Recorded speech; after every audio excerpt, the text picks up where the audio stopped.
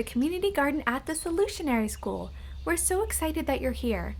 In our garden, you will find raised beds that grow fruits and vegetables, native plants to support our local ecosystem, and wild space for the wildlife to live and play in. It's also a certified wildlife habitat. Let's go see what we can find. In our first garden bed, we have many different vegetables growing. We have tomatoes that our friends and neighbors gave to us. Isn't that great to share food? We also have lettuce coming up. But do you want to know something funny? We didn't plant the lettuce. It came up all by itself from last year's seeds. Cool, right? We also planted cucumbers and beans and waiting for them to sprout. And to help our pollinator friends like bees and butterflies, we have scattered wildflower seeds in all of the garden beds. Okay, in our next bed we have more tomato plants because tomatoes fresh from the garden are the best. Have you ever grown your own tomatoes before? With the tomatoes we also have basil.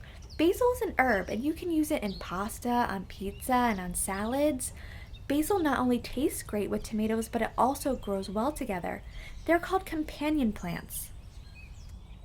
Wow, will you take a look at this bed? Can you guess what's growing? We have lots and lots of strawberries. Can you believe we only planted a couple strawberry plants and year after year they made more and more strawberries? Do you see the white flower?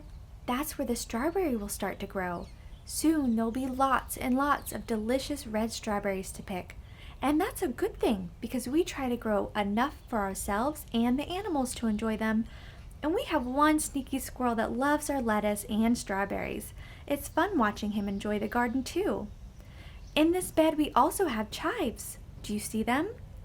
They have long green stems and purple tops, which will eventually turn into seeds.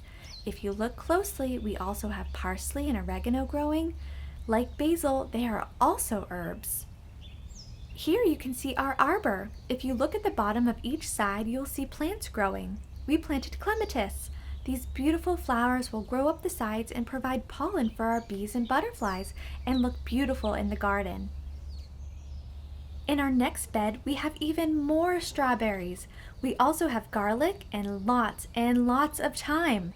Thyme is one of my favorite herbs. If you rub your hand through it, it smells amazing. Now you may not see a lot in this garden bed. It's because many of our vegetables are still growing under the soil or just sprouting up. Do you see the tall V-shaped green stems? Those are onions. Now, they may not look like onions. That's because the bulb that we are familiar with is under the soil. We are also growing leeks and carrots in this bed, but not sure how many we'll get. The birds really love eating the seeds. Here we are at our last bed. Doesn't this one look fun? What shapes do you see? Do you see a triangle or maybe many triangles? That's a pole we made for the sugar snap peas. Peas like to climb and need something to hang on to. They like to grow tall. We also have spring onions growing and lettuce, kale, and spinach. Not sure the kale and spinach will do, but that's okay. Gardening is about experimenting and persistence. Do you know what persistence means? It means that you keep on trying and you don't give up. You try your best.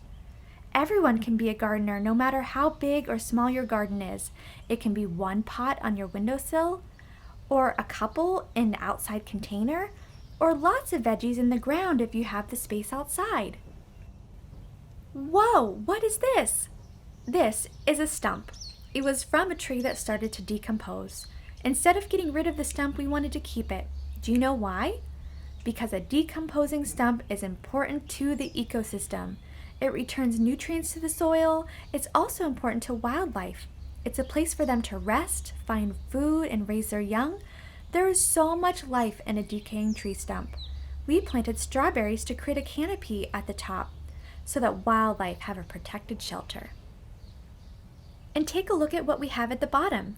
We are keeping it wild so animals have a home that's right for them. Look at this. We planted many native plants here. Some are cardinal flowers and red arrows culver's root. Native plants are from your local area and help sustain your local ecosystem. Why don't you look up some plants that are native to your area and if possible, try planting some. Next to our flowers, we have a couple of trees. The trees not only provide lovely shade for us, but it's a great spot for our bird friends as well. They love perching on the branches and singing and calling out to each other. At the base of the trees, we created another wild spot with rocks and sticks and grasses. This is for the wildlife to use how they like. As we move further along, we have even more flowers starting to grow. No blooms yet, but soon. And take a look at those irises swaying in the breeze. And we have roses right behind them that will flower a little bit later. Last stop on our tour of the community garden is at our chocolate mint and our lemon balm. Both are herbs. I love rubbing my fingers along their leaves. They smell amazing and so different from one another. And here we are at the end of our tour. I hope you've enjoyed visiting the community garden at the Solutionary School. We'd love to see what you're growing. Send us your pictures or drawings to thesolutionaryschool@gmail.com. Now make sure you come visit us again really soon, okay? Bye for now!